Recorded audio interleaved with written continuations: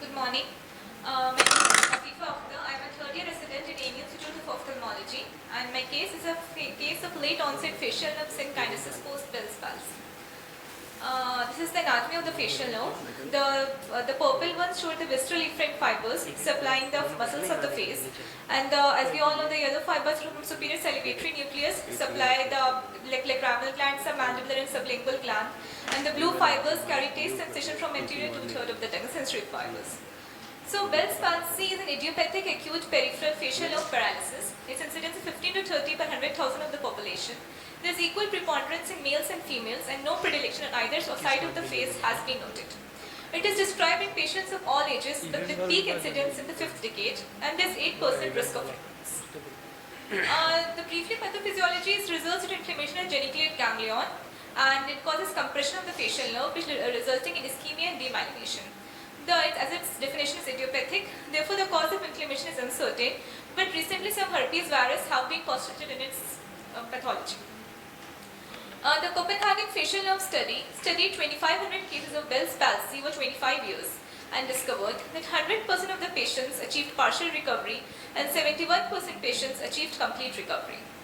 It can lead to complications in sequelae like incomplete recovery, synkinesis secondary to aberrant facial nerve regeneration, corneal damage, contractures, loss of taste and hyperacusis with psychological effects.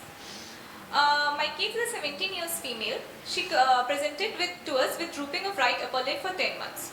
On presentation, she said it was sudden in onset with no history of trauma or tumor when associated with history of deviation of mouth. On examination, there was deviation of mouth to the right side with asymmetrical smile. There was inability to puff the cheek, prominence of right nasolabial folds, and forehead wrinkles were present. According to her, these symptoms had greatly reduced in the intensity over the past 10 months. We did the doses evaluation, and the MRD1 showed a difference of 2 mm. Lid crease height was almost symmetrical with good LPS action, and leg ophthalmos was absent with poor Bell's phenomena. Schirmer's was negative, iSpec test was negative, and phenylephrine test was negative. So we made a diagnosis of acquired ptosis post Bell's palsy, and patient underwent LPS resection under local anesthesia. Immediately post-operatively, the lids were symmetrical with mild leg ophthalmos, and patient was discharged with topical lubricants. 1 month post-operatively, she came back to us with complaints of right eyelid closure during laughing for 1 week, as it can be seen, and the closure of the decrease in palpebral aperture can be seen on laughing and smiling. So we made a diagnosis of late onset facial nerve synkinesis post Bell's palsy. Her concerns were mainly cosmetic due to facial asymmetry. There were no reported discomfort or significant vision issues. On examination, mild leg ophthalmos was still present. There was mild residual weakness in frontalis and orbicularis oris muscles. Schirmer test was normal on both the sides.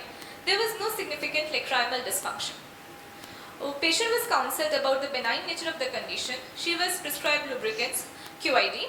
She was advised to continuation of physiotherapy, and patient was offered botulinum toxin therapy as a temporary measure, but she declined due to the financial constraints.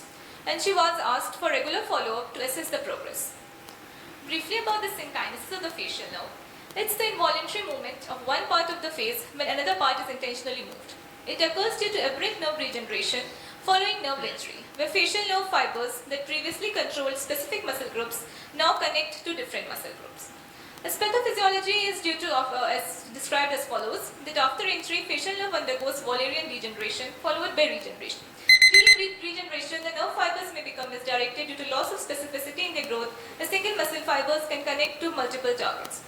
These are the clinical manifestations like synkinesis in our patients. It can lead to crocodile tear syndrome, facial asymmetry, hypertonicity or muscle contractures.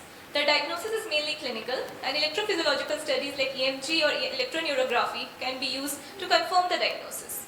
The management depends on physical therapy or botulinum toxin injections. Surgical interventions like selective neurectomy, myectomy or nerve grafting can be administered to restore facial symmetry and reduce synkinesis. Muscle relaxants can also be given, and psychosocial support is very necessary. So the take-home message is, this is apparent facial nerve regeneration remains a significant challenge following Bell's palsy, And then the underlying pathophysiology is still not completely understood. A multidisciplinary approach involving physiotherapists, neurologists, ophthalmologists, and plastic surgeons can help manage the functional and cosmetic consequences. Early diagnosis with rehabilitation therapy and botulinum toxin can help improve outcomes and patient satisfaction. Thank you.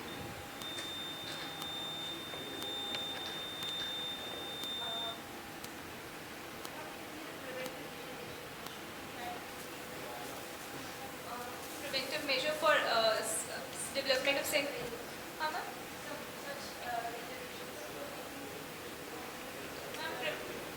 Ma'am, we can monitor the retraining studies can be started from the beginning when the Bell's palsy is discovered. So this way, and if that's the only thing we can do, we can send the patient to physiotherapy from the beginning when we discovered Bell's palsy, so later on in the course of the disease.